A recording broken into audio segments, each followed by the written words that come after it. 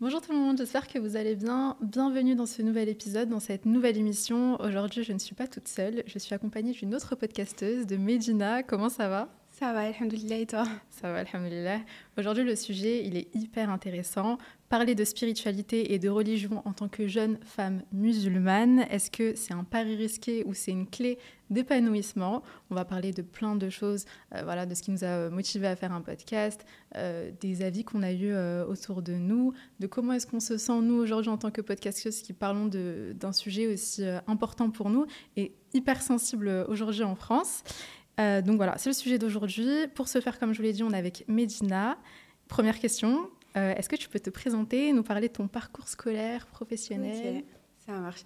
Donc, moi, c'est Medina. Je suis aussi podcasteuse. Du coup, j'ai un podcast qui s'appelle Era Lumineuse.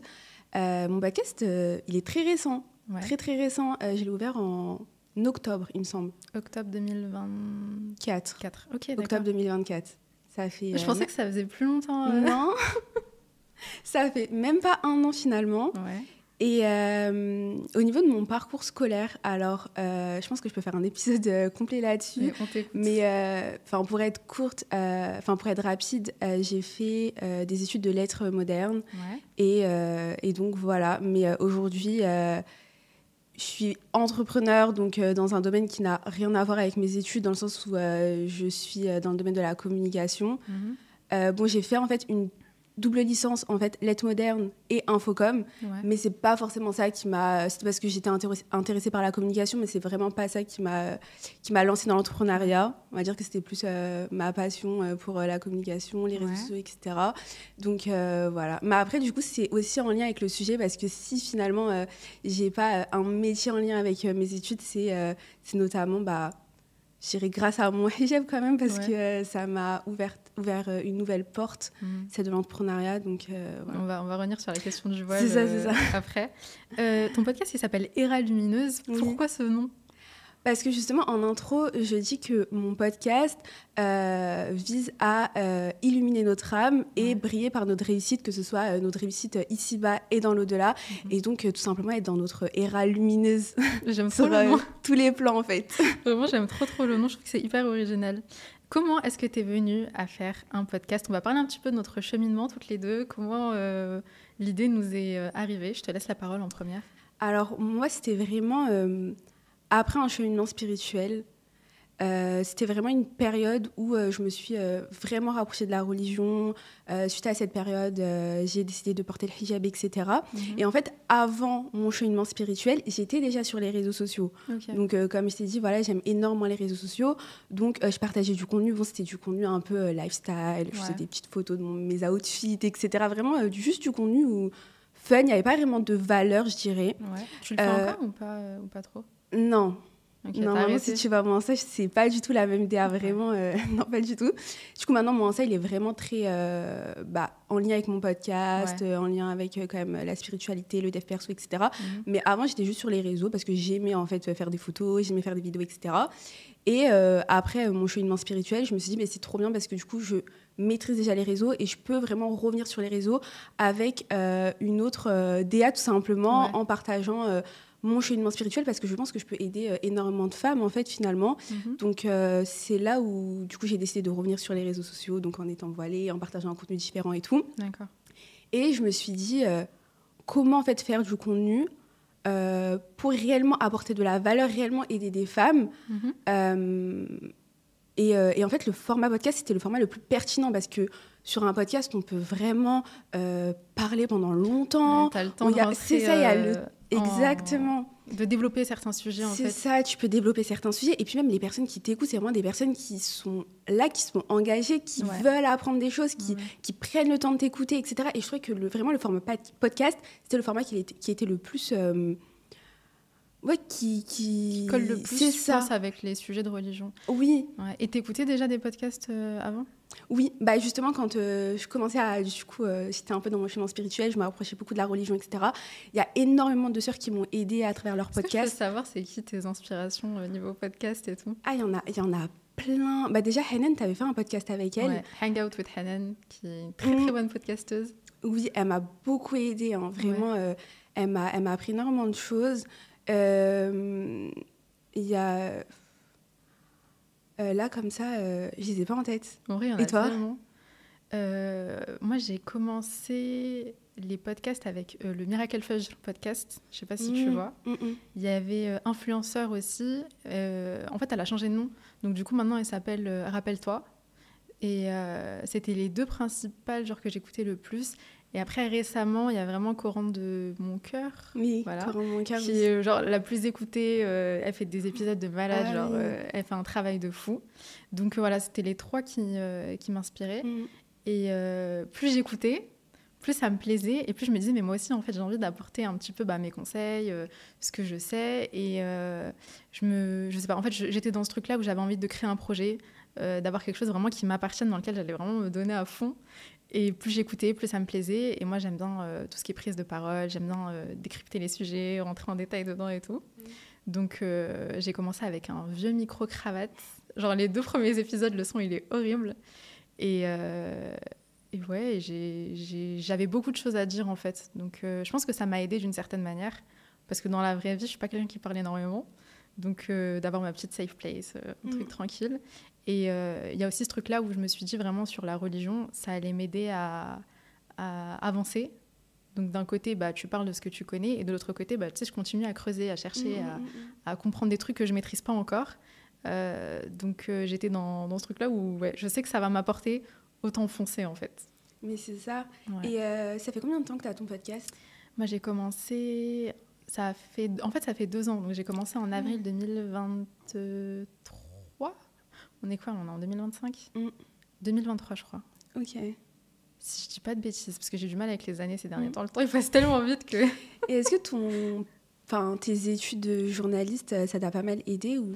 Ouais, de fou. Ah oui, franchement, de fou. Parce qu'en fait, on avait des petits modules style radio où on t'explique les intonations, comment bien parler, comment bien s'exprimer, comment est-ce qu'on présente un sujet, comment bien décrypter aussi un sujet, tout ce qui est genre ordre chronologique, etc. Après, tu vois, j'ai fait des épisodes où je parle un peu d'histoire. Donc, du coup, ça m'a permis un peu de bien structurer les épisodes. Après, sur tout ce qui est technique, genre micro, etc., en vrai, non, pas tant que ça. Mais ça m'a aidée. Trop bien. Ça m'a aidée. Et en même temps, c'était trop chelou parce que, tu vois, dans la place de la religion, avec mon ancienne promo, tu vois, genre en école de journalisme, etc. Donc certes, t'as des profils différents, mais t'as pas énormément de musulmans. Il y avait comme ce décalage, pardon, où j'étais en mode, je kiffe ce que je fais, mais je peux pas vraiment en parler autour de moi, tu vois. Ouais, je vois et ça, on va en parler après. Du coup, est-ce que... non, tu nous as parlé de ton cheminement spirituel. Et récemment, t'as fait un épisode aussi sur le voile. Est-ce qu'il y a eu un déclic et tout qui est arrivé ? Non, je pense que c'était comme une suite logique. Honnêtement, c'était une suite logique. Plus tu te rapproches de ta religion, plus tu es prête à délaisser les choses d'ici-bas pour ta religion. Et plus le voile, en tout cas pour moi, parce que je sais que pour d'autres personnes, c'est beaucoup plus compliqué, mais pour moi, ça m'a paru comme une évidence. Pour moi, c'est... En plus, surtout qu'on sait que c'est une obligation, que c'est notre Seigneur qui nous ordonne de le faire. Et pour moi, ça me paraissait logique. Je me suis dit, oui, il faut que je le mette. Donc, il n'y a pas eu vraiment de déclic. Après, bien évidemment, j'y ai pensé pendant longtemps. Tous les jours, j'avais ça en tête et tout, etc. Mais il y a, tu vois, ce truc où... après, quand Allah, il décide que c'est ce jour-là, c'est ce jour-là. Et justement, du coup, dans mon épisode, j'avais expliqué que je ne sais pas pourquoi, j'attendais une date spéciale. Et j'avais tellement envie de le mettre, mais je sais pas, j'attendais une date. Comme si... T'attends un truc en plus, en fait, qui va t'aider à le faire. Et du coup, j'avais regardé la date du jour, parce que du coup, c'était un jour où je me suis dit, ok, on était en plein mois de Ramadan, et ma tante, elle nous avait invités et tout pour manger le soir, etc. Et à ce moment-là, je me suis dit, tiens, je vais y aller en mettant un turban, tu sais, les pashminas, donc les pashminas, ton cou, etc. Enfin, voilà. Et je me suis dit, je vais mettre ça. On est en plein mois de Ramadan, voilà, tu sais, pour m'habituer petit à petit. Et ensuite, j'ai regardé la date du jour pour savoir si c'était le jour où j'allais porter le hijab ou non. En fait, j'allais juste y aller avec mon pashmina finalement. Et on était le 17 mars. Et en fait, je me suis mariée le 17 avril. Donc, ça faisait pile un mois. Mais je ne savais pas. Enfin, tu sais, j'ai vraiment regardé la date du jour. Coïncidence et tout. Coïncidence. Et moi, je suis trop attachée à la symbolique des choses, etc. Je suis trop une romantique. Et je me suis dit, ah, mais ok, on est le 17, donc ça va être aujourd'hui. Donc, t'as foncé. Ouais. Vraiment, c'est comme ça que ça s'est passé. En vrai, c'est une belle histoire quand même. C'est ça. Et après, bon, je sais que sur les réseaux sociaux, il y a beaucoup de story time, de gens qui racontent comment est-ce qu'ils l'ont mis, etc. Mais c'est vrai que moi, ça me parle beaucoup parce qu'il y a quand même... Enfin, c'est en lien avec ton cheminement. C'est au fur et à mesure, tu y penses, tu y réfléchis. Et après, tu décides de te lancer. C'est ça. Je pense que plus ta foi, elle augmente, plus, comme je t'ai dit, tu es prête à délaisser des choses d'ici-bas. Et le fait de vouloir... parce que je pense qu'il y a aussi une certaine volonté de se sentir belle, tout simplement, un peu sinon en tant que femme. Jihad al-nafs, c'est tout. C'est ça. C'est pas facile. Et en fait, te dire que ta beauté, même, je trouve que les cheveux, quand même, ça fait partie de la beauté, énormément même. Ça fait tout, ouais. Ça fait tout, hein. Et laisser ça de côté en disant, non, c'est quelque chose que je vais pas montrer, et peut-être que quand je vais sortir, je vais me sentir moins belle, et peut-être que ça va impacter ma confiance en moi, parce que oui, ça peut énormément impacter ta confiance en toi. Et ok, je laisse tout pour Allah finalement, par amour pour lui, donc ouais. Tu sais que moi, il y avait une phrase qui m'a beaucoup touchée et que je dis, que je me dis souvent, c'est une question et je me dis, est-ce que je préfère Dieu ou est-ce que je préfère mes cheveux ? C'est pas une question de préférence, mais qui est-ce que je mets au-dessus en fait ? Et forcément, la réponse est je préfère Allah, tu vois, je préfère mon Seigneur, je préfère Dieu. Et ça, c'est un truc qui m'aide énormément parce que je suis en mode finalement, ok, c'est des cheveux, ça fait partie de moi, mais j'ai quelque chose qui est au-dessus et qui est beaucoup plus important. Et je sais pas, il y a un truc d'importance en fait qui fait que c'est ce qui me permet de m'accrocher. C'est ça. Ouais. Sachant que moi, le voile, c'est arrivé c'est arrivé après mon podcast en fait. Mais oui. Et mais justement, là, j'apprends que tu t'es voilée du coup. Mais oui, mais tu sais que c'est très récent. Et je suis trop contente. C'est hyper récent. En fait, j'ai commencé, vu que j'étais en alternance, j'étais à l'école, etc., pour moi, ça allait être après parce que c'était un peu compliqué, c'était impossible. Et je pense que je n'étais pas encore prête à assumer.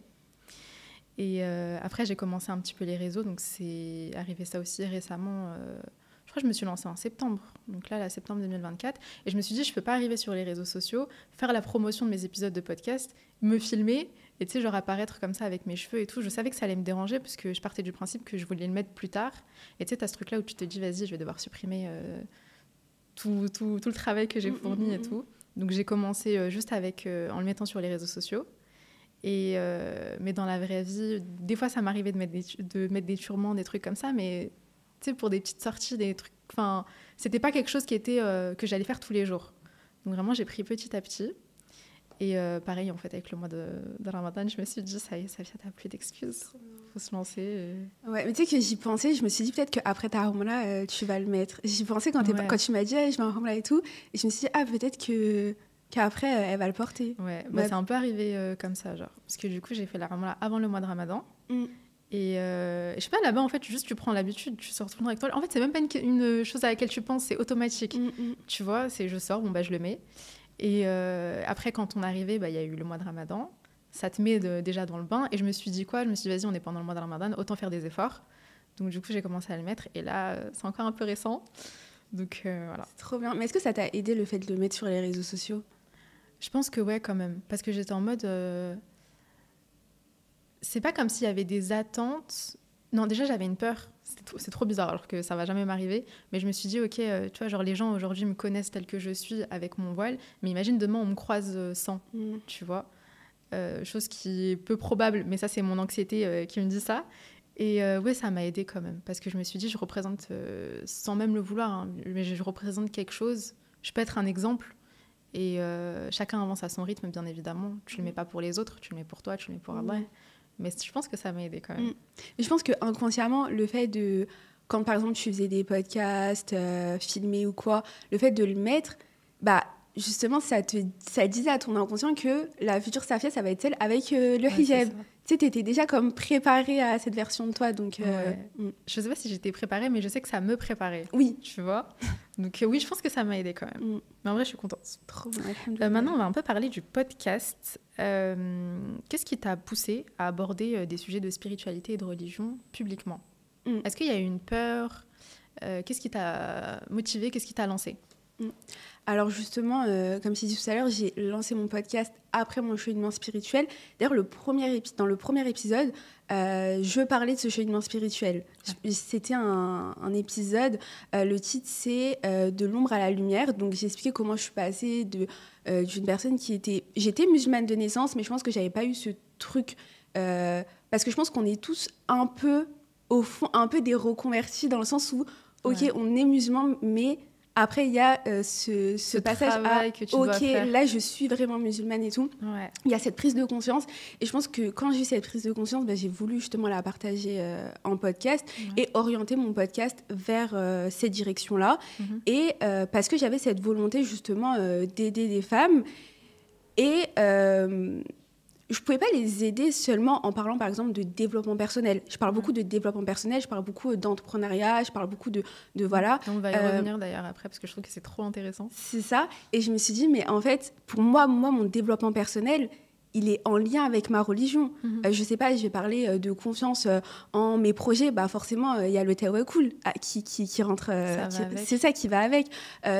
Peu importe en fait comment est-ce que je vais aborder le développement personnel, comment je vais aborder la réussite, que ce soit dans nos projets, etc. Je vais devoir parler de religion parce que c'est comme ça que je vois les choses au final. C'est central en fait. C'est ça, c'est central. Pour moi, si tu veux te développer, tu veux être une meilleure personne, etc., bah, tout est dans notre religion.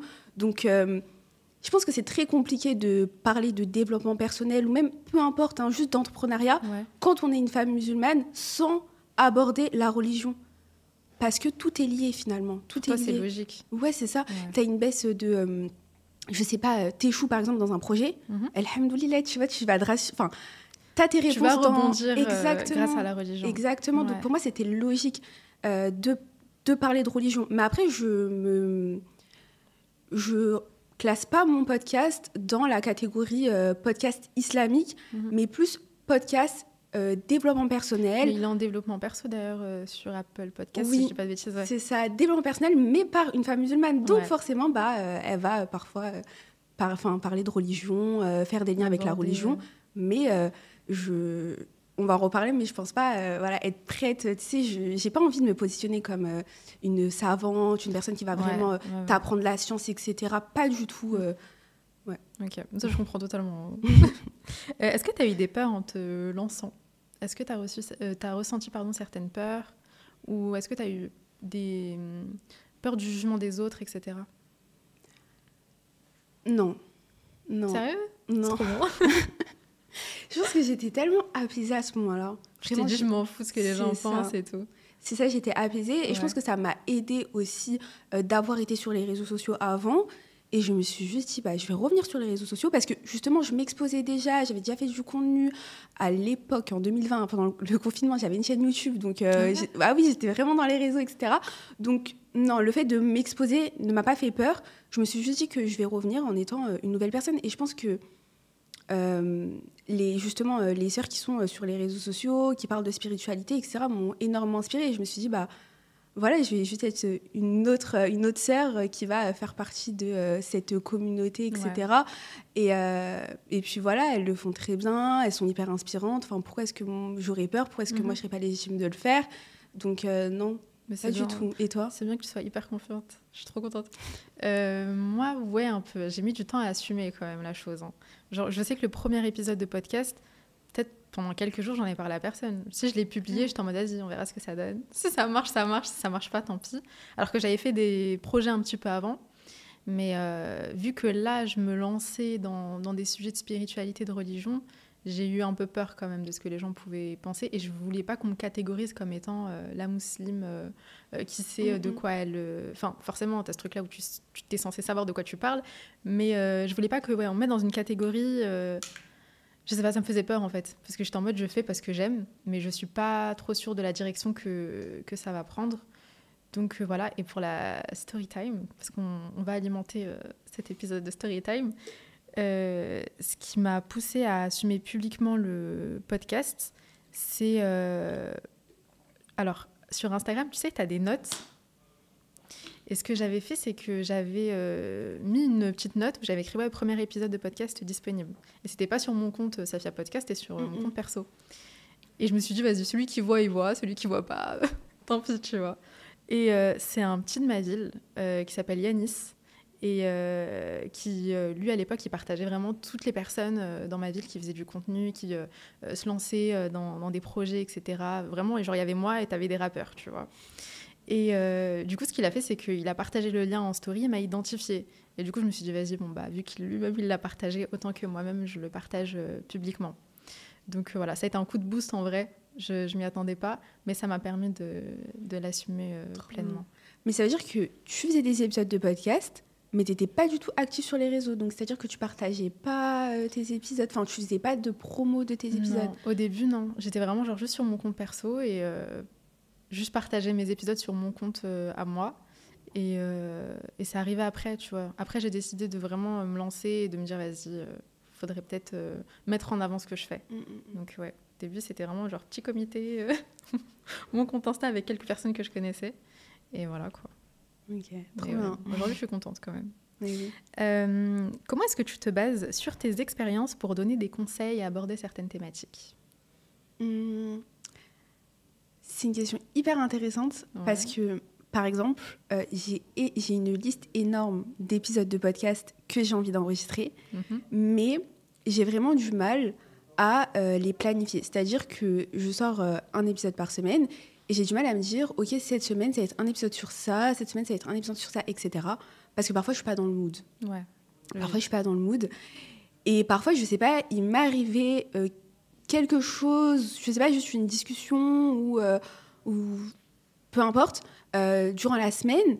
Et quand j'arrive au moment où j'ai envie d'enregistrer, du coup, c'est le moment où voilà, je vais enregistrer mon épisode de podcast de la semaine, je me dis, tiens, j'ai envie de parler de ça. Ou alors, je vais du coup aller sur ma liste, voilà, avec tous mes sujets d'épisodes et tout. Et puis là, je me dis, ah ouais, je vais parler de ce sujet-là parce que je suis dans ce mood. Ça t'a inspiré en mode. C'est ça. Tu sais que je comprends grave, je fonctionne de la même manière. C'est ça. Je suis dans ce mood parce que, ouais. Par exemple, justement, quand j'ai sorti mon épisode où je raconte ma story time du hijab, ça faisait pile 1 an que j'avais mis le hijab. Ouais. Et du coup, j'étais dans le mood, tu vois, un peu nostalgique, etc. Ou voilà. Et du coup, je me suis dit, ah ouais, là, je me sens de parler de cette story time-là. Et ouais, je pense que je suis vraiment mood parce que ça se ressent, finalement. Ouais. Ça se ressent quand...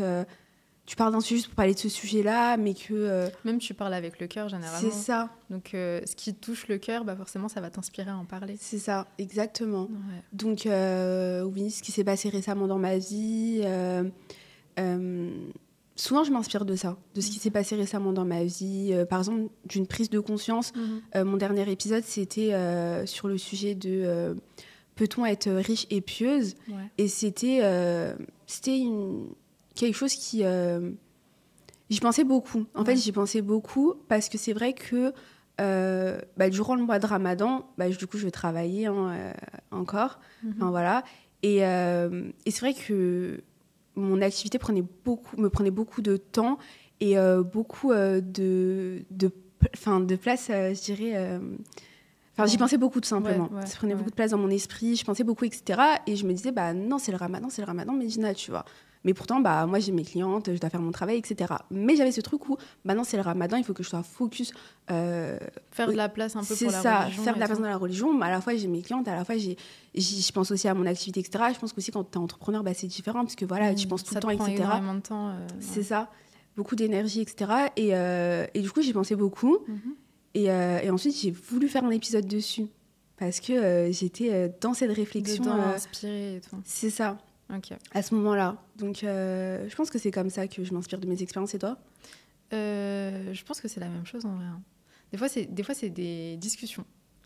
Des discussions que je vais avoir avec des copines, avec la famille, etc. Je suis en mode, ok, là, c'est hyper intéressant, il faut que je décrypte la chose. Parce que souvent, on a tous des visions différentes.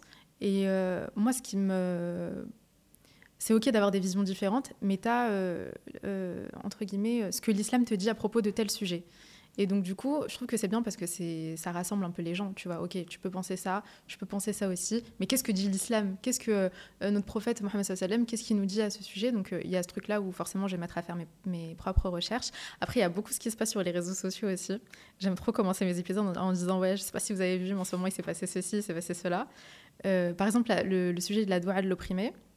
c'est un sujet qui était grave abordé sur TikTok par tout le monde, mais avec beaucoup d'humour, tu vois. Et des fois, je voyais des personnes qui en parlaient, mais un peu de la mauvaise manière. Donc, je me suis dit, ça serait bien d'en faire un épisode et de dire finalement ce que c'est, à quoi ça sert, etc. Donc, ouais, je pense qu'il y a les réseaux d'un côté et il y a les discussions. Et un peu comme toi, genre, des fois, je peux avoir ma petite liste. Lundi, je vais faire un épisode sur ça, etc. Sauf que, pareil, dans la semaine, je vais avoir une discussion et je vais me dire, OK, c'est trop intéressant. Je mets l'autre sujet de côté et je vais parler d'un truc qui m'inspire un peu plus. Donc, ouais, généralement, c'est ça. Qu'est-ce qui fait que tu prends ton podcast au sérieux ? C'est vrai que tu publies très régulièrement. Il y a un épisode tous les lundis, si je ne me trompe pas. Oui, j'essaie en tout cas. Ouais. Qu'est-ce qui fait que tu prends ton podcast au sérieux ? Ou du moins, tu vois, genre, c'est quoi les petites motivations derrière ? Je pense que ça fait partie déjà déjà de ma personnalité. Je suis une personne... Je pense que ça fait partie déjà de ma personnalité, c'est-à-dire que quand je me lance dans un truc, j'aime faire les choses à fond. Ouais. C'est un podcast, donc voilà, j'essaie de me mettre à fond, comme ça aurait pu être autre chose. Mm-hmm. Vraiment. T'as pas ce truc-là de procrastination Si, mais je le fais quand même. Commencer un projet Bah, je pense que... Après, ça veut dire, si tu me dis que tu le fais quand même, ça veut dire que c'est de la discipline. Donc en soi, c'est bien. Oui, j'ai de la discipline. Après, je pense que c'est aussi mon profil. À partir du moment où tu travailles pour toi, tu es obligé d'être discipliné. Et même mes études. Honnêtement, j'ai fait des études quand même assez compliquées. Les études de lettres, c'est pas des études faciles. Tu as énormément de travail, etc. Beaucoup de choses à faire. Et à un moment donné, tu es obligé d'être discipliné. Et je pense être quand même une personne assez disciplinée. Parfois, j'ai la flemme, mais je le fais quand même, etc. Et du coup, bah, forcément, quand je me suis lancée dans mon podcast, je me suis dit, OK, Messina, je te lance dans ton podcast, mais tu le fais à fond. Tu le fais à fond. Comme, je sais pas, ça aurait pu être, comme tu dis, autre chose. Je le fais à fond, je me lance dans un truc, je le fais à fond. Et je pense que c'est plus une question de mindset, d'état d'esprit que c'est parce que c'est mon podcast. Ouais. Pas du tout. Parce que voilà, justement, j'ai envie d'aider des sœurs. Je suis partie avec cette intention-là au départ. Bah, fais-le bien, tout simplement. Je me suis dit, fais-le bien. Vas-y à fond. Mais surtout quand c'est un beau projet comme ça et que l'intention, elle est belle derrière. Oui. Tu sais, ça te pousse à pas abandonner. Ouais. C'est ça. Tu vois que t'es utile, tu vois que, après t'as des retours, etc. Ouais. T'as ce truc où, bah ouais, en fait, c'est ton projet, c'est ton petit bébé, tu vas à fond et tu continues et voilà. Ouais, c'est vrai que ce truc-là de se sentir utile, quand même, je comprends grave. Surtout quand t'as des retours et que tu te rends compte que, tu vois, de simples paroles, ça a pu aider des personnes. Moi, je pense que je néglige un peu l'impact qu'on peut avoir. Des fois, je sais pas, je réalise pas, en fait. Ah ouais, moi non plus. Moi non plus. Quand je vois le nombre d'écoutes parfois, je me dis, c'est pas possible. Il y a autant de personnes qui m'ont écouté là dans leurs oreilles, c'est pas possible. Je réalise pas. C'est ça. Tu sais, t'imagines une salle avec autant de personnes, c'est énorme. J'aurais jamais pu dire tout ce que je dis durant un épisode devant une salle avec toutes les c'est ça. Non, jamais. J'aurais été trop impressionnée, et toi ? Ouais, je pense que pareil. En fait, c'est trop facile. T'es là, t'es derrière ton micro, il y a personne en face de toi. Tu parles comme si tu parlais à ta copine. Donc, ouais, quand tu vois le nombre d'écoutes, moi, je réalise pas. Même plus que comme tu parlais à ta copine, c'est vraiment... Des fois, t'as l'impression de te parler toute seule. Ouais, c'est vrai. Ou de te faire un rappel à toi toute seule. C'est ça, tu te fais un rappel. Ouais. Vraiment, des fois, je parle durant mes épisodes de podcast et je réfléchis moi-même. En fait, j'ai l'impression de parler juste à la petite voix dans ma tête et puis je parle et tout. Alors que, non, il y a des sœurs derrière qui m'écoutent, mais je pense que c'est ça aussi que les filles aiment. Ouais. Cette authenticité, etc. Ouais. Et je trouve que c'est bien quand même parce que, tu vois, quand tu me dis que finalement, t'as l'impression de te parler à toi-même, ça montre que c'est d'abord utile pour toi et ensuite pour les autres. Ah oui. Donc, ouais. Et toi, tu trouves que c'est utile pour toi ? Ouais, de ouf. Ah, de malade. de fou. Franchement... je vais faire une confession, je ne sais pas si c'est ton cas aussi, mais je réécoute souvent mes propres épisodes, tu vois. Parce que, après, moi, j'ai une mémoire qui est très courte. Donc, par exemple, je vais enregistrer un épisode, je vais être grave focus dedans. Une fois que l'épisode va se terminer, je peux oublier, tu vois, le contenu, je peux oublier les choses que j'ai partagées qui peuvent être hyper utiles. Et ça m'est déjà arrivé de me retrouver dans des situations où je réécoute et je suis en mode « Ah ouais, c'est vrai, c'est intéressant ce que j'ai dit ». Trop drôle. Donc, ça me sert énormément, en vrai. Je vais pas mentir. Non, mais c'est trop bien. C'est-à-dire que tu te fais des rappels à toi-même. Ah oui. Et des fois, je suis en mode... c'est bien que tu aies dit ça, parce que du coup, ce que je dis des fois aussi, ça va me parler, mais ça va m'être utile peut-être dans le futur. Par exemple, imaginons, là, je suis pas bien, il y a un épisode que j'avais fait au tout début qui s'appelle Comment bien gérer ses émotions. J'ai dû le réécouter 1 an après, dans une période où j'étais en mode, je ressentais plein de trucs et tout. J'étais pas forcément bien et ça m'a aidée. Mais voilà, après, je sais pas, peut-être que c'est juste moi. Non, mais c'est trop bien. Mais en fait, ça prouve aussi à quel point l'être humain, on oublie tellement vite les choses. Vraiment. Les choses que nous-mêmes, on a pu dire, on peut les oublier. Ouais. C'est fou. Ouais. C'est vraiment pas pour fou. rien que... Tu sais, il y a souvent ce truc-là aussi sur les réseaux que je vois, que les gens partagent, qui disent que être humain, enfin, en arabe, c'est insan. Et dans insan, il y a le verbe oublier. Bon, après, je sais pas comment il se dit vraiment le verbe en arabe, mais je l'ai en dialectal. Et en dialectal, on dit nensa. Par exemple, j'oublie nensa. Donc, du coup, insan, je sais pas c'est quoi le verbe comme ça, mais bref, il y a ce truc-là où l'être humain oublie, en fait. Mais c'est trop intéressant. Il y a trop de trucs à dire sur ça. Est-ce que sur le plan perso...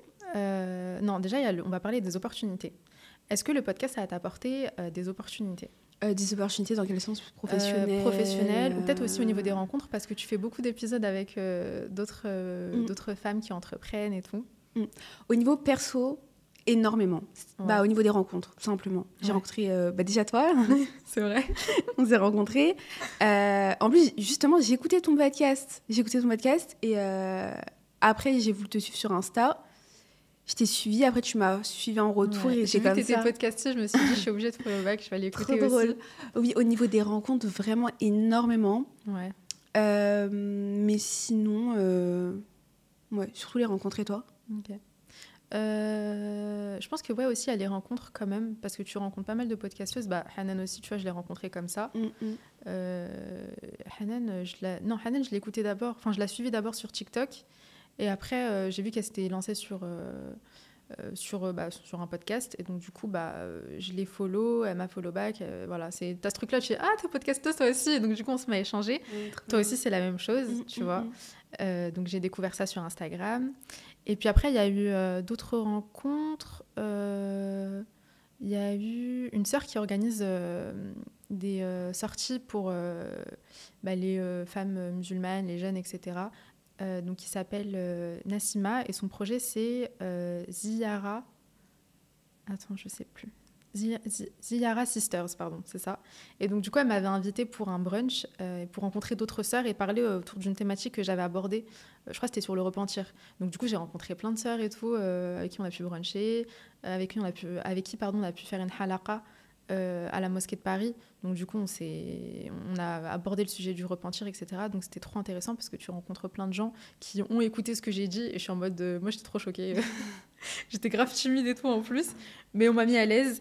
Et donc, du coup, voilà, ça, c'est une belle rencontre que j'avais faite.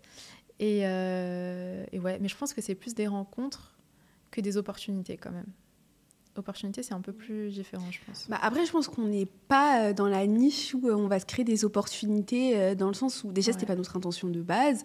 On fait pas du contenu, on va dire, pour, je sais pas, gagner plus d'argent. Un podcast, c'est même pas monétisé, finalement. Donc, tu sais que tu peux le monétiser, mais en soi, à la base, tu fais pas... C'est ça. Ouais. Tu fais pas ça pour l'argent. Ouais, je me sens... Il y a une personne qui m'a demandé si c'était monétisé, enfin, même plusieurs personnes, et du coup, ils disaient non. Et les gens, ils m'ont dit, mais pourquoi tu donnes autant?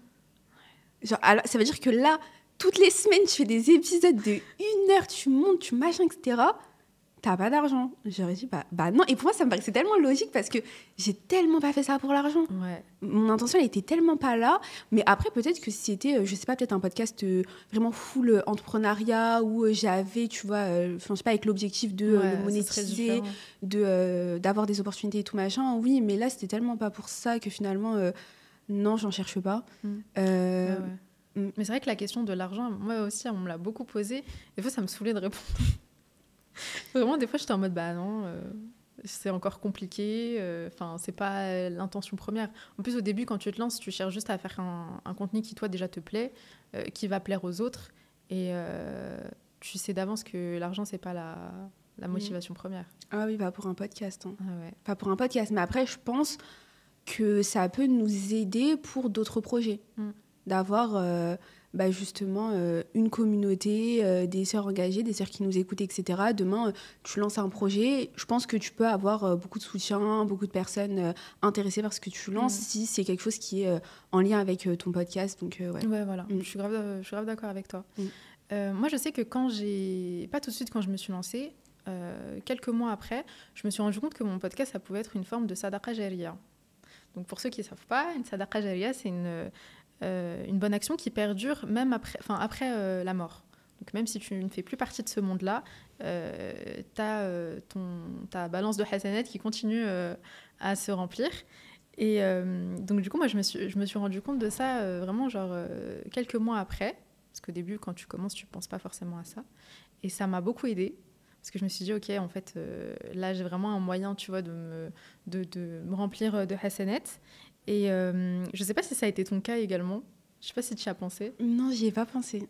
Pas du tout. Et d'ailleurs, quand tu m'as envoyé la question, je me suis dit, ah ouais, ça aurait pu. Mais pas du tout. Pas du tout. Déjà, comme ce que je t'ai dit tout à l'heure, je partais pas avec l'intention de faire vraiment du contenu islamique. Ouais. Donc, je me suis pas dit que réellement je vais faire des rappels, que je vais partager une science islamique, etc. Pas du tout. Donc, forcément, non, j'y ai pas pensé. Est-ce qu'aujourd'hui, tu réalises qu'en mode, là, c'est pas ce que je nous souhaite, mais par exemple, demain, tu fais plus partie de ce monde-là, on continue à partager tes épisodes de podcast, on continue à les écouter, que ta balance de hasanat, elle continue à se remplir. Je crois que j'arrive pas à me projeter, mais par exemple, quand j'ai des retours de sœurs qui me disent, justement par rapport, parce que je parle beaucoup du sujet du voile et du travail en France, etc. Et il y a pas longtemps, justement, j'ai reçu le message d'une sœur qui m'a dit, justement, je suis en train de faire des études pour être fonctionnaire, donc forcément je vais pas pouvoir porter mon voile. Et elle m'a dit depuis ce matin, depuis que j'ai écouté ton épisode, là je suis en pleine réflexion, etc. Ça change ma façon de voir les choses et tout. Servi, quoi. C'est ça en fait, ça lui a servi. Et là je me suis dit, ah oui mais c'est trop bien si en fait je peux aider des sœurs à ce point en fait finalement, à ce point je peux finalement les guider vers quelque chose de meilleur, et peut-être que tu vois, grâce à moi, juste grâce à mon rappel, alhamdoulilah, elles peuvent s'éloigner de mauvaises choses. Donc oui, c'est vraiment quand j'ai des retours, quand je vois que concrètement j'ai aidé, je me dis alhamdoulilah, c'était une bonne action pour moi. Ils sont réussis, genre. Ça, c'est vraiment.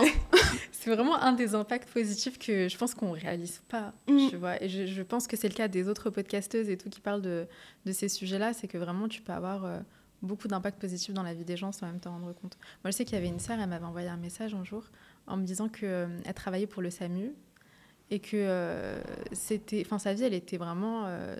c'était beaucoup de travail, beaucoup de pression, beaucoup de stress, etc. Et que du coup, elle m'écoutait tous les matins. Et j'étais en mode, et que ça l'aidait justement à être un peu plus apaisée, à être un peu plus tranquille, parce que son travail lui prend beaucoup de temps. Et ça m'avait vraiment choquée. J'étais en mode, t'es là, tu sauves des vies et tout. Et tu m'écoutes et ça t'apporte beaucoup de bien, forcément, tu vois, tu peux que être contente. Même ça, quand je le dis, je le réalise pas. Hein. C'est ça.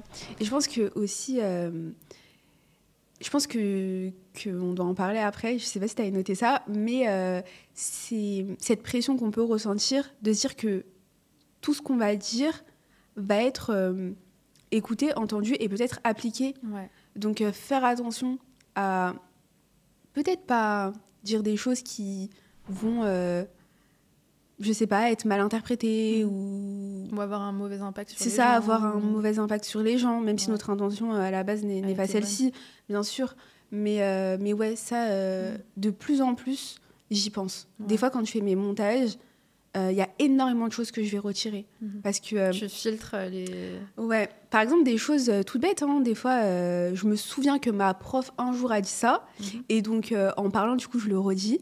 Et puis, en faisant mon montage, je me dis, mais attends, imagine...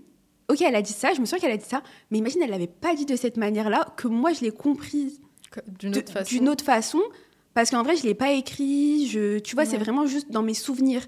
Et j'ai peur de dire n'importe quoi, donc ok, je préfère le retirer, comme ça au moins. C'est là où tu te rends compte qu'en fait, il y a quand même une responsabilité. Ah oui, oui, ça c'est sûr, énormément. Mais ça, on va y revenir après, ce lien-là avec les autres.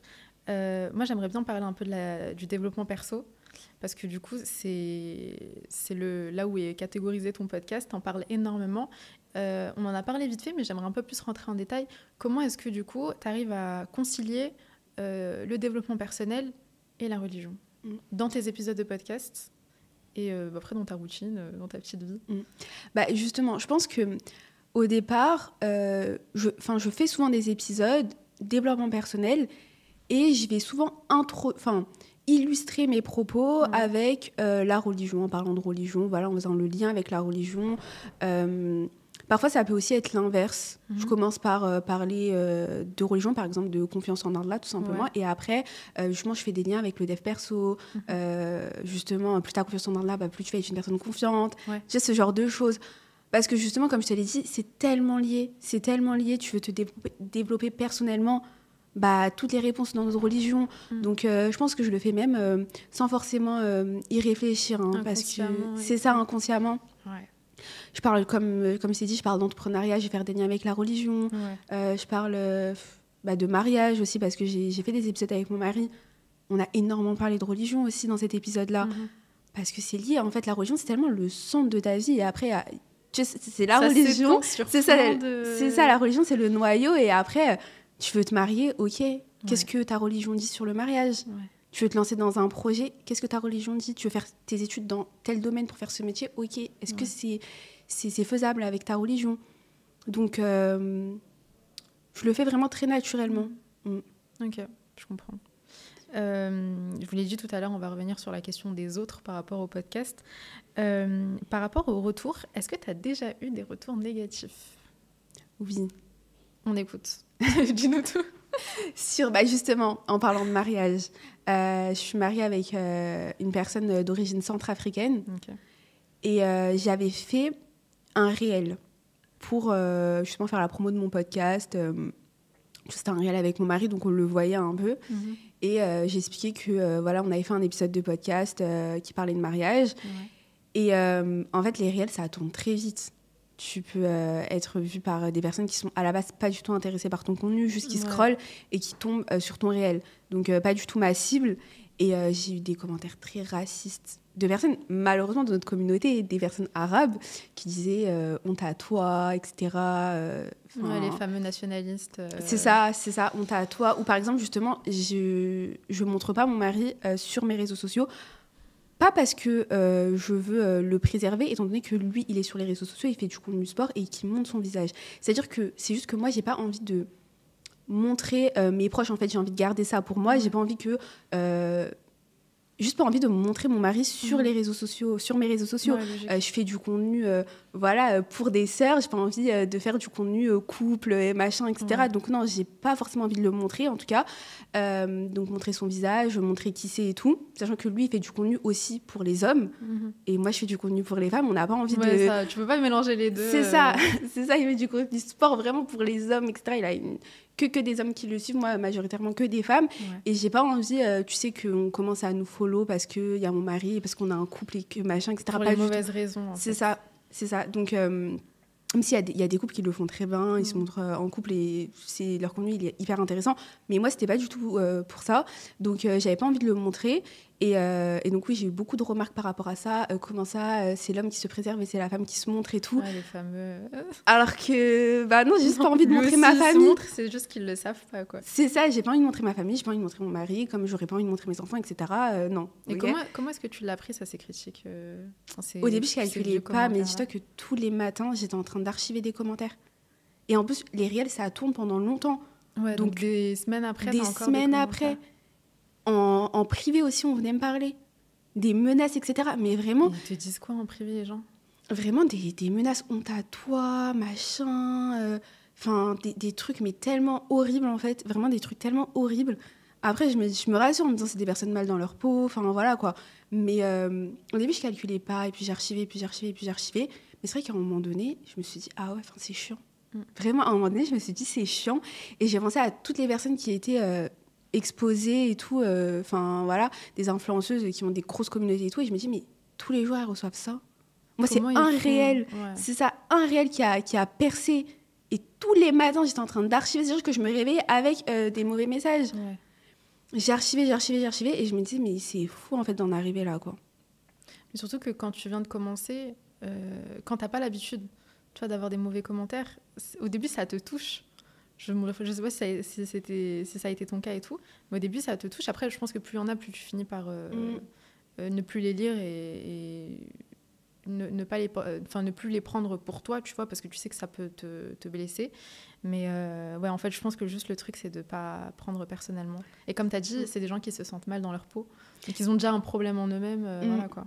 Et puis c'est pas ma cible, en fait, tout simplement. C'est des Ouais. personnes qui sont tombées dessus et qui se disent, bah tiens, c'est l'opportunité de mettre un mauvais commentaire. Mais non, je sais que les femmes qui m'écoutent, elles sont pas du tout dans le jugement. Après, peut-être, il y en a peut-être qui me jugent alors qu'elles le disent pas. Bon, moi, si tu le dis pas, c'est pas grave. Juge-moi dans ta tête.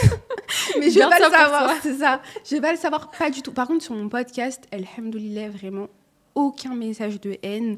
Ouais. C'est ça l'avantage, je pense, du podcast, c'est que c'est des personnes qui décident de t'écouter. En fait, tu tombes pas dans un public qui veut pas de toi à la base, tu vois. Quelqu'un qui veut en savoir plus sur sa religion, bah, il va aller sur la catégorie islam de Apple Podcast et intentionnellement, il a cette intention-là d'écouter une personne qui va lui parler de tel ou tel sujet. Donc c'est ça que je trouve bien avec le podcast. C'est ça. C'est une niche, c'est des personnes vraiment intéressées. Et si la personne va jusqu'à vouloir t'écouter pendant 1 heure parler d'un sujet, c'est pas une personne. Enfin voilà, à part si vraiment t'as rien à faire de tes journées, tu te dis tiens, je vais écouter tous les podcasts islamiques pour pouvoir mettre des commentaires de haine. Mais non, mais ouais, juste sur Insta avec les réels et tout. Mais d'ailleurs, c'est pour ça que je suis dans mon petit podcast et que j'ai du mal à passer l'étape de YouTube, de me filmer. Parce qu'il y a beaucoup plus de visibilité, tu peux tomber... beaucoup plus de personnes peuvent tomber sur ta vidéo, etc. Et je pense que ça me fait peur. Mais je t'en avais parlé en plus. Ouais. Après, moi, je trouve que... Bon, déjà, Instagram, ça me choque un peu quand même parce que je trouve que c'est un peu plus safe que TikTok. TikTok, les gens, ils sont beaucoup plus crus, je trouve. Et ouais, moi, je sais que mon expérience sur TikTok, elle a fait que vraiment... Déjà, je trouve que les hommes, ils ont un gros problème. Ça, faut en parler. Désolée, je l'ai même noté, hein. J'ai mis entre parenthèses homme. Enfin, je trouve vraiment qu'il y a un problème des fois chez eux parce que, comme tu as dit, on s'adresse pas à eux. Tu vois, genre nos contenus s'adressent pas à des hommes, ça s'adresse à des femmes. Mais si tu as le malheur de faire du contenu sur les réseaux sociaux et que ça tombe chez eux, c'est tout de suite... tu sais, ils peuvent te reprendre sur tout et n'importe quoi. Souvent parce qu'en fait, on va déranger, tu vois. Des fois, ça dérange de voir qu'une femme, elle est instruite, qu'elle gère bien ses sujets, qu'elle s'y connaît forcément, enfin, je sais pas comment dire, qu'elle s'y connaît un petit peu quand même en spiritualité, en religion, qu'elle sait bien parler, qu'elle sait bien s'exprimer. Donc moi, c'est vrai que j'ai eu plus d'expérience des fois avec les hommes qui ont ce truc-là où... Je sais pas, qui juste veulent te dire d'arrêter de montrer ta tête sur les réseaux, d'arrêter de parler. Sur TikTok. Ouais, TikTok. Et Instagram aussi, ça m'arrivait un peu. Enfin, je recevais des messages aussi. J'ai même pas envie d'en parler parce que franchement, ça me choquait. Ou juste, j'avais l'impression qu'on voulait me rendre invisible. Genre, en mode, arrête de parler, rentre chez toi, c'est pas comme ça qu'on met le voile. On t'a dit quoi sur TikTok? Enfin, on t'a dit quoi comme commentaire? Les commentaires sur TikTok, c'était plus par rapport... au fait d'arrêter de m'exposer. Donc ça, c'était plus ce truc-là d'arrêter de s'exposer. Et des fois, ça vient de la part aussi de certaines sœurs, mais qui sont dans un... Comment dire? Qui sont... je sais pas comment expliquer ça. Qui ont cette vision-là où pour elle, la femme, elle doit pas se montrer sur les réseaux sociaux. Pour elle, un simple voile comme ça, c'est pas assez. Donc du coup, ils sont vraiment dans une étape, je sais même pas comment, je vais pas dire au-dessus de nous, mais elles ont ce truc-là de non, en fait, faut pas se montrer, faut pas parler, faut pas se Allahu a'lam, hein, parce que moi on me l'a déjà dit, et je me dis, Allahu a'lam, on m'a dit que y a des personnes justement qui disent que le visage, on ne peut pas montrer notre visage, etc. T'as des avis comme ça. Après, tu respectes, et puis... Mais je me dis quand même, l'énergie de malade que ça te prend pour faire un long commentaire ou pour venir m'envoyer un message en DM ou vraiment... après, elles pensent... Enfin, leur intention, c'est... Elle peut être bonne à la base. Voilà, c'est ça. Ouais. Être bonne et tout. Donc je pense que c'est pas mauvais. Mais après, c'est sûr que... Je pense que le fait de se prendre toujours des rappels pour être toujours plus, toujours mieux, toujours une meilleure musulmane, toujours ceci, je pense que ça peut créer cette impression de pas être assez. Pas être assez une bonne musulmane. Ah oui, mais d'accord, moi là déjà, je porte mon voile, en plus je fais du contenu religieux, en plus je me maquille peu, etc. Mais en fait, non, je suis toujours pas assez. Pas assez. Ouais. Et je trouve que c'est un truc de fou quand même parce que nous, au sein de notre communauté, comme tu as dit, on peut se sentir pas assez. Mais tu as quand même ce contexte en France qui est assez important et qu'il faut aborder. C'est qu'il y a... Je sais même pas comment dire la chose parce que faut que je trouve les bons mots. Mais on est quand même dans un contexte socio-politique où c'est tout le temps... Enfin, on nous tape tout le temps dessus. On tape tout le temps sur les musulmans, on tape tout le temps sur les femmes voilées, où le voile, c'est le sujet principal maintenant sur les plateaux télévisés, etc. Où justement, au moindre... tu sais, tu fais juste une obligation, tu as l'impression qu'on te voit comme genre une islamiste. Et du coup, de l'autre côté, au sein de ta communauté, sur les réseaux sociaux, etc., suffit juste qu'on voit un petit peu ton coup et ça y est, genre, t'es la haramiste de l'histoire. Donc, je sais pas, toi, comment est-ce que tu le vis, ce truc-là d'un côté, de jamais être assez, et de l'autre côté, en France, d'être stigmatisé à H24.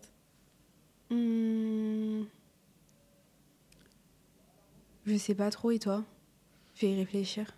En vrai, c'est dur de se positionner.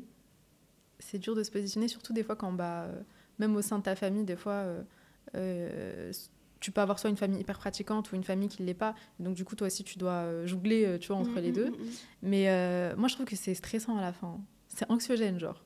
D'un côté, les sujets H24 à la télévision sur le voile, chez les politiques, dans les médias, etc., c'est hyper anxiogène. Moi, ce qui fait que j'ai arrêté un peu de regarder la télé, les débats, etc. Mais de l'autre côté, ça m'énerve parce que, par exemple, sur Twitter, il y a beaucoup de... Sur Twitter, moi, j'ai beaucoup de trucs en lien avec les politiques, etc. Donc, il y a quand même une colère, je pense. Je pense que quelque part, je suis en colère. Et d'autre côté, c'est hyper anxiogène. Moi, je trouve qu'à la fin, ça saoule, en fait. Jusqu'à récemment, je me disais, j'en ai marre de l'expression « les femmes voilées », genre. En France, on n'entend que ça, alors que dans les autres pays, bon, c'est des pays musulmans, mais forcément, t'as pas ce truc-là de femme voilée, ça n'existe pas. En fait, finalement, t'es juste une femme, quoi. Ouais. C'est vrai qu'il y a aussi ce truc, la catégorie des femmes voilées, la catégorie des femmes non voilées. Ouais. Alors que, non, évidemment, il ne doit pas y avoir de catégorie. On est juste des femmes musulmanes, finalement. C'est ça. Ouais. Non, mais moi aussi, tout ce que j'entends sur les réseaux, ça m'affecte vraiment, vraiment. Quand je vois que tous les 4 matins, il y a une nouvelle loi qui passe, on peut faire de sport maintenant. Et même aussi, du coup, justement, j'ai beaucoup de contenu juste de femmes qui portent le hijab et qui s'expriment. Tous les 4 matins, une nouvelle story time. J'ai été renvoyée de mon travail, j'ai été agressée dans la rue, j'arrive pas à mettre le hijab parce qu'en France, machin, etc. Tout le temps, en fait, tu te dis, mais subhanallah, en fait, c'est... Épreuve sur épreuve, en fait. C'est ça. Et ouais, honnêtement, ça m'affecte beaucoup. Ça m'affecte plus, je pense, que les commentaires des personnes... Je sais même pas si on peut... Enfin, oui, c'est des personnes musulmanes, mais voilà, qui vont tout le temps chercher la petite bête, etc. Parce que eux, je me dis... Vas-y, ils sont... Dans leur monde, faut les laisser... Ouais, ils sont dans leur monde. Là où ils sont. En soi, une personne qui veut te faire le rappel, elle le fait pas comme ça. Donc, en fait, je les calcule pas vraiment. Je les calcule pas. En plus, c'est que sur les réseaux sociaux. Combien de sœurs portent leur hijab de manière non légiférée dehors, mais honnêtement, personne va les arrêter pour leur dire... là, on voit un peu ton cou, là, on voit ceci, machin, etc. Par contre, sur les réseaux, il y a plein de commentaires comme ça. Donc, moi, honnêtement, je les calcule pas trop. Je me dis, voilà. Mais c'est vrai que... Après, les politiques, c'est différent parce qu'en fait, on est en France. Donc, en fait, on vit dans un pays qui nous aime pas. Donc, c'est très dur. Hein. Franchement, c'est dur. Et oui, ça peut aussi nous faire développer de l'anxiété sociale.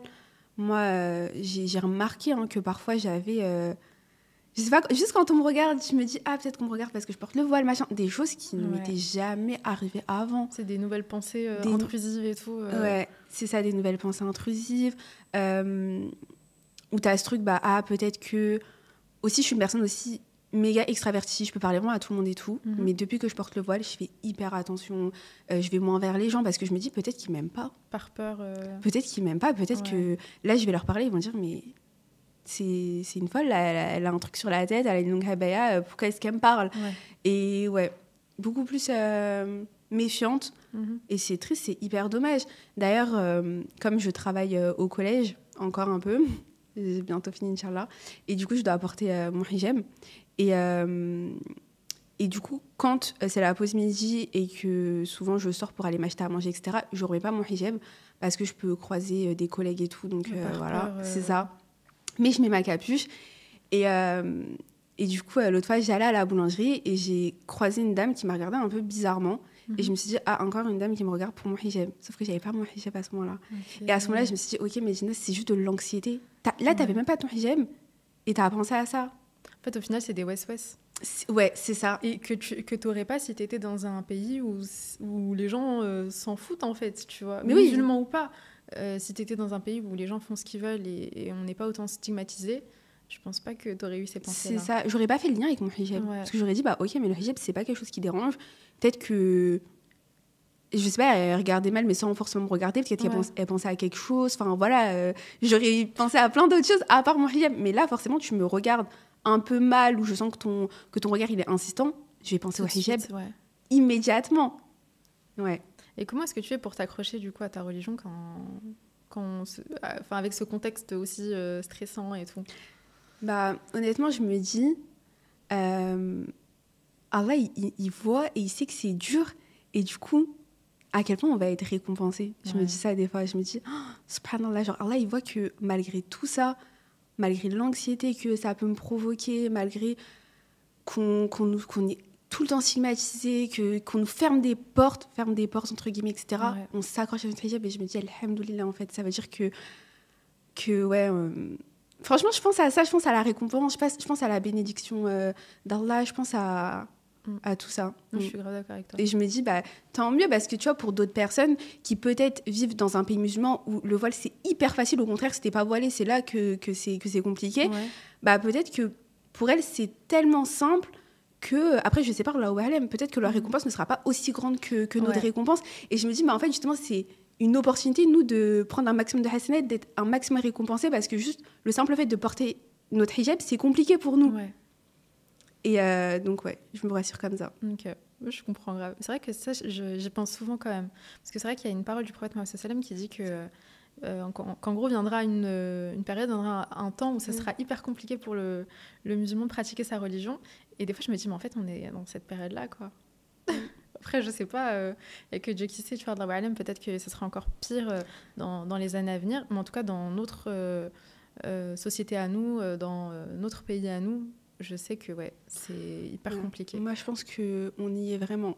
Vraiment, il y a plus de raisons de ne pas porter le hijab, de ne pas être musulmane, que de l'être aujourd'hui. Si tu l'es aujourd'hui, que tu portes le hijab, que tu fais tout de manière droite, en tout cas, c'est que vraiment, tu as envie de plaire à Allah. À part ça, t'as pas d'autre... À part, après, ça peut être de l'ostentation, ça peut être plein de choses, etc. Voilà.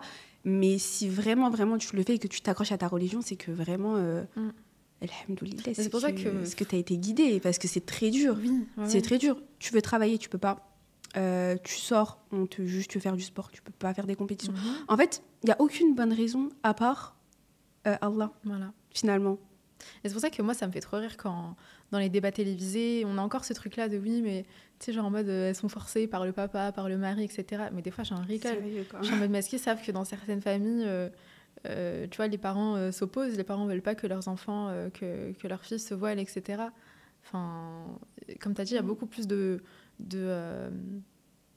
comment dire, d'inconvénients que d'avantages. Donc à la fin, je sais pas, faut peut-être un peu réfléchir.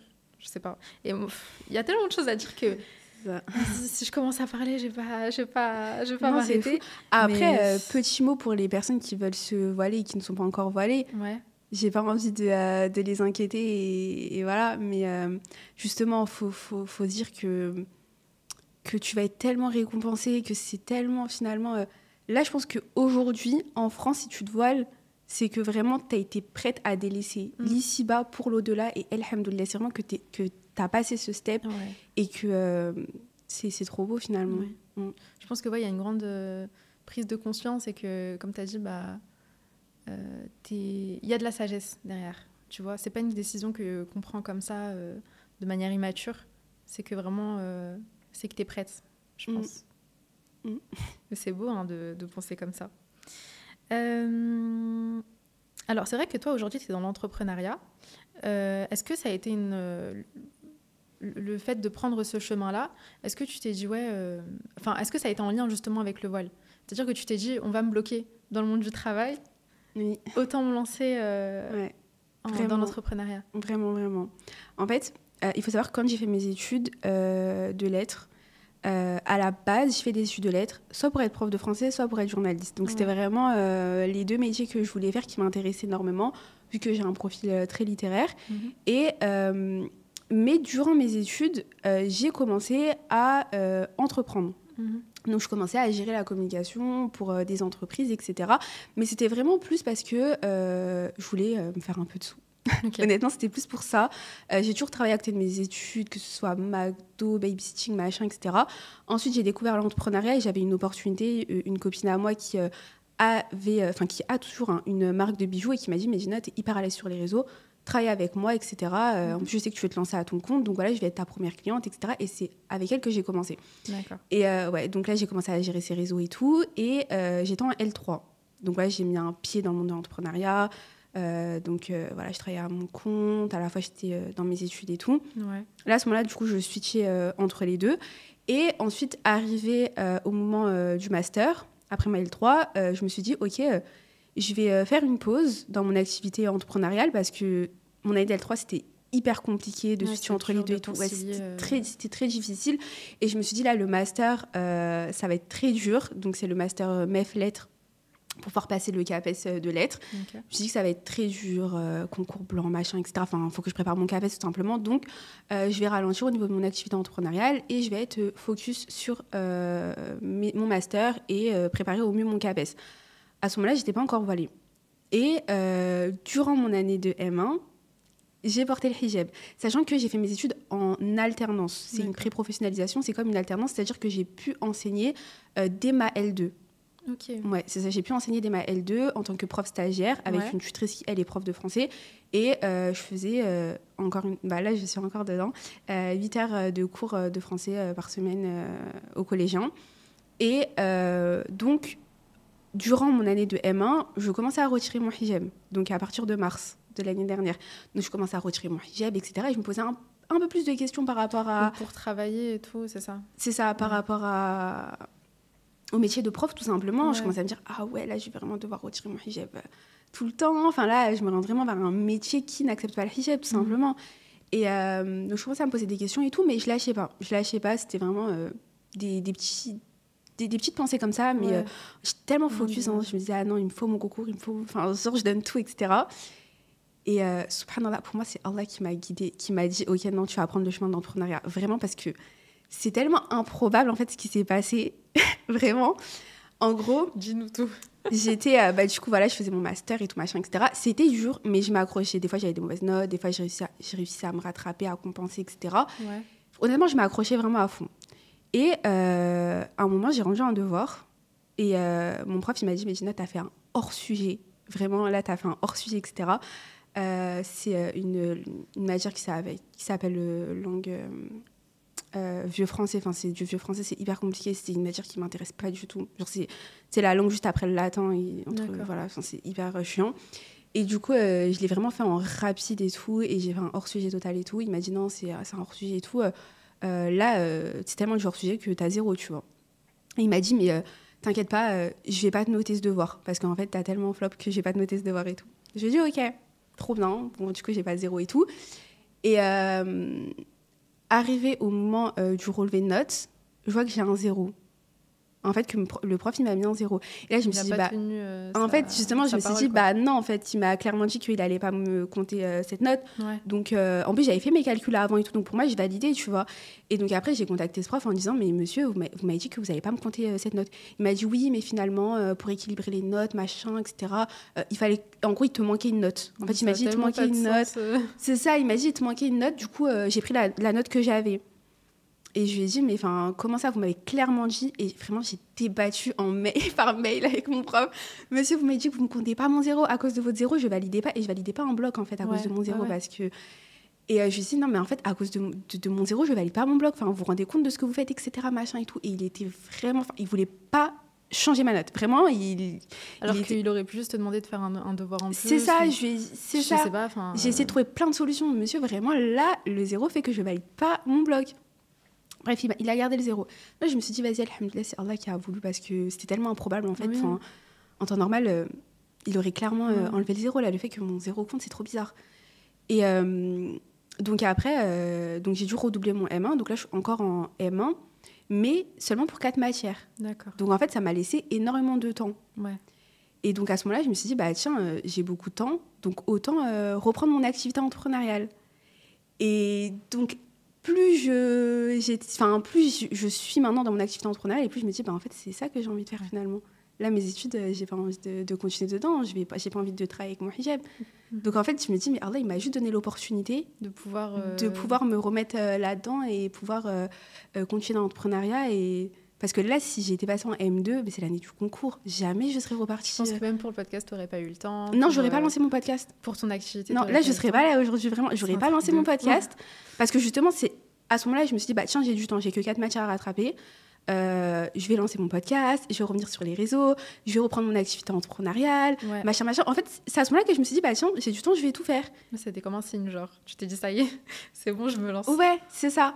Okay. Et alhamdoulilah, depuis, je me suis dit, mais en fait, c'est juste Allah, il m'a dit, non, tu vas pas valider, tiens, va plus vers là, t'inquiète. Ça va marcher là-bas. T'as zéro, je sais pourquoi est-ce que le prof, il t'a mis zéro, c'est moi qui a décidé, parce que tu dois pas continuer dans ces études. Et puis je le vois, là, je suis en train de continuer, du coup, mon M1, et je dois continuer... justement mon alternance jusqu'à la fin de l'année là et tous les mardis je vais au collège et je retire mon hijab et je me sens trop mal et j'ai pas envie d'aller au collège, etc. Et je me dis mais ouais, j'aurais jamais pu faire ça toute ma vie, donc même si j'avais eu mon concours, au final j'aurais fait quoi, enfin tu vois ce que je veux dire, je l'aurais pas fait, c'est pas possible. Mais je te comprends grave. Ouais, donc finalement trop belle histoire.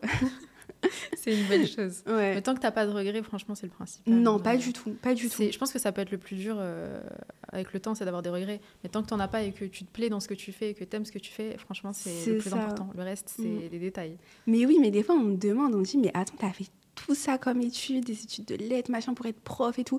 Et au final, tu le fais pas. Et je leur dis, bah non, c'était juste le chemin que je devais emprunter, mais pas pour être prof au final, pour faire autre chose. Et au final, mais ça apporte beaucoup. C'est ça, je devais passer par là. Ouais. Je devais passer par là. Ok. Je suis trop contente pour toi.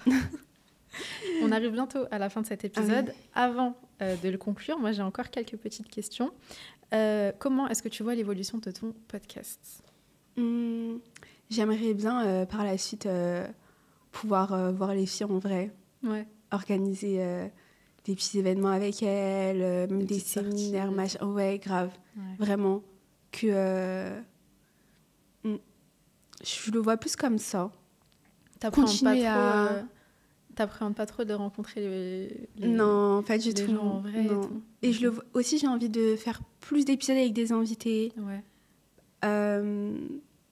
Ouais, que ce soit vraiment la safe place de femmes musulmanes ambitieuses et puis qu'il y ait plein d'épisodes avec plein de femmes hyper inspirantes et tu vois. Et on a besoin de ça aussi parce que je trouve qu'on manque un peu de modèles. On manque de modèles, je trouve, au sein de notre communauté. T'as quelques femmes qui sont hyper ambitieuses, qui font beaucoup de choses, mais elles sont peu. Donc du coup, si avec ton podcast, tu peux en amener plein et que ce soit des bons exemples et tout à suivre, moi je suis preneuse. Et toi ? L'évolution de mon podcast, y a ça là, ce qui se passe ici. Les podcasts vidéo et tout. Depuis quelques temps quand même, je voulais me lancer, mais ça fait comme tu l'as si bien dit, ça fait un peu peur de se lancer comme ça sur YouTube parce que vraiment tout le monde peut y avoir accès. Donc voilà, mais en même temps je me suis dit, Safia, t'as quand même fait une école de journalisme, t'es censée gérer ce genre de truc là, ça y est, on fonce, on n'a plus d'excuses. Donc ouais, je pense que les podcasts vidéo d'abord. Et peut-être, je sais pas, ça me fait peur un peu, mais rencontrer, tu vois, les personnes qui t'écoutent, ne serait-ce que, tu vois, genre pour une après-midi, discuter avec ces personnes-là, etc. Je pense que c'est un truc qui me plairait énormément. Mais à voir avec le temps, Inch'Allah. Est-ce que tu as des futurs projets ? Non, pas forcément au niveau du podcast. C'est plus ça, pouvoir faire plus de podcasts à deux. Et potentiellement organiser quelque chose avec les filles. Ok. Ouais. En tout cas, lié au podcast, ouais. D'accord. Lié au podcast, c'est ça. Et avec l'entrepreneuriat et tout L'entrepreneuriat, continuer à développer mon activité, etc. Ouais. Ok, Mais ouais, là pour l'instant, pas de projet fou. Ça va arriver avec le temps. C'est ça, et toi? Des futurs projets, franchement, à part le podcast en soi, non, pas tant que ça. Mais c'est déjà un beau Franchement, c'est déjà beaucoup. C'est déjà beaucoup, ouais. Franchement, c'est déjà beaucoup. Donc, je suis pas dans ce truc-là de... En fait, je prends les choses petit à petit. Tu vois, j'essaie de pas me mettre trop de pression parce que je sais pas, après, tu t'angoisses très facilement aussi. Donc, ouais, je pense que je prends les choses petit à petit. Un petit pas, enfin, un pas en avant. C'est au fur et à mesure et puis après, on verra bien. Dernière petite question, notamment pour celles qui nous écoutent. Est-ce que tu as un conseil à donner à celles qui veulent se lancer? Oui. Déjà, lance-toi. Non, honnêtement, il ne faut pas se poser trop de questions. Et je pense qu'aussi, il y a cette question de légitimité. Ouais. Souvent, il y a plein de sœurs qui ne vont pas se sentir légitimes parce qu'elles pensent qu'elles n'ont pas de choses à apporter, de choses à dire. Alors que non, on a tous une histoire, on a toute une vie différente. Oui. Et juste parler de ses propres expériences. Là, par exemple, j'ai raconté mon histoire avec mes études, etc. Ouais. Bah, peut-être que c'est une expérience, une histoire qui peut parler à plein d'autres sœurs, etc. Et juste déjà parler de ses expériences, de ses leçons de vie, de ce que tu as appris par rapport à ce qui s'est passé dans ta vie, etc. C'est déjà énorme. Ouais. Et ouais, déjà ça. Et... je pense qu'on a tout à... on a tous plein quelque chose à dire, en fait. C'est ça, plein de choses à apporter, toutes quelque chose à dire. Et surtout, les sœurs, il y a énormément de sœurs qui ont beaucoup de sciences, que ce soit étudiantes en sciences islamiques et tout machin. Et je pense que c'est des sœurs qui peuvent tellement apporter, vraiment. Des fois, juste, je sais pas, je regarde un TikTok et je me dis, subhanallah et tout, vraiment... Elle est hyper... elle a énormément de sciences et tout. Et je pense qu'il y en a beaucoup. Et après, tu vois, c'est les réseaux sociaux. Je pense qu'il y a aussi plein de choses qui vont avec et tout. Ça peut être aussi très compliqué. Mais je pense qu'il y a beaucoup de personnes qui ont énormément de choses à apporter. Et même celles qui pensent qu'ils n'ont pas de choses à apporter, elles ont des choses à apporter. Et je pense que, voilà, comme tu as dit au début, micro-cravate, tu le prends sur Amazon, tu commences tes petits épisodes et vas-y, on commence petit à petit. Ouais. Parce qu'aussi, il y a des sœurs qui me disent, oui, quel est le matériel et tout. Mais honnêtement, on prend juste un micro, va sur... dictaphone de ton iPhone et puis c'est tout, quoi. Ouais. Et puis tu balances et puis je suis grave d'accord avec ça. T'es pas obligé de... Franchement, je pense que le meilleur conseil que je pourrais donner, c'est que ton premier projet, ta première vidéo, ton premier épisode de podcast, il sera jamais parfait, d'accord? Ce sera jamais parfait, mais t'es obligé de te lancer. En fait, si tu veux créer quelque chose, t'es obligé de te lancer. Et c'est pas grave si c'est pas parfait, tu vas t'améliorer au fur et à mesure. T'as pas la vision tout de suite, en fait. Ta vision, elle s'améliore au fur et à mesure. Tu finis par avoir un peu plus de connaissances, un peu plus de, je sais pas, de technique, de maîtrise, etc. Et au fur et à mesure, tu t'améliores. C'est ça, t'ajustes en fonction de ce qui te plaît le plus, que toi t'aimes le plus faire, etc. Par exemple, je me souviens, mon premier épisode, j'avais passé tellement de temps à le monter. Parce que je retirais tous les petits E, je voulais tellement que ce soit parfait. Parfait, lisse et tout. C'est ça, je retirais tout, etc. Je réécoutais pour savoir si la phrase, je l'avais bien dite et tout. Mais maintenant, franchement, mon montage, il est hyper rapide. Hein. Je m'écoute même si je bug, même si je fais des E, même si machin. C'est pas grave. Moi, c'est comme si... je me dis, OK, c'est comme si j'étais au téléphone avec une pote, comme si je faisais un vocal. Je le retouche pas, le vocal. Je retouche pas l'appel. Il est fait. Je retire, quelques petites choses. Mais voilà. Après, je pense que t'es de plus en plus à l'aise et tout. Et même aussi... t'apprends à mieux t'exprimer. Il y a cet exercice aussi à faire. Ouais, c'est vrai. C'est un bon exercice pour devenir un peu plus éloquent, je pense. Ouais, mais je te comprends grave. C'est vrai qu'au début, on est tous là à bégayer, etc. Même moi, hein, des fois, tant que le résultat n'est pas parfait, je vais m'acharner dessus. Mais c'est bien que ce soit pas hyper travaillé parce que ça va ajouter de la proximité avec les personnes qui t'écoutent. Donc sur ça, je te rejoins. Bon, je crois qu'on est arrivé à la fin de cet épisode. C'était hyper intéressant, hyper enrichissant. Bien évidemment, vous pouvez suivre Medina sur les réseaux sociaux. Il y aura tout en barre d'infos. Ton compte Instagram, ton podcast. Vous pouvez aller l'écouter. Franchement, elle fait des podcasts de qualité. Merci, moi, j'aime trop. Et comme tu dis, tu as l'impression d'écouter une copine, en fait, une sœur qui te conseille.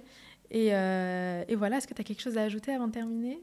Non, mais merci beaucoup pour l'invitation. Merci à toi. Merci d'avoir accepté. Trop plu.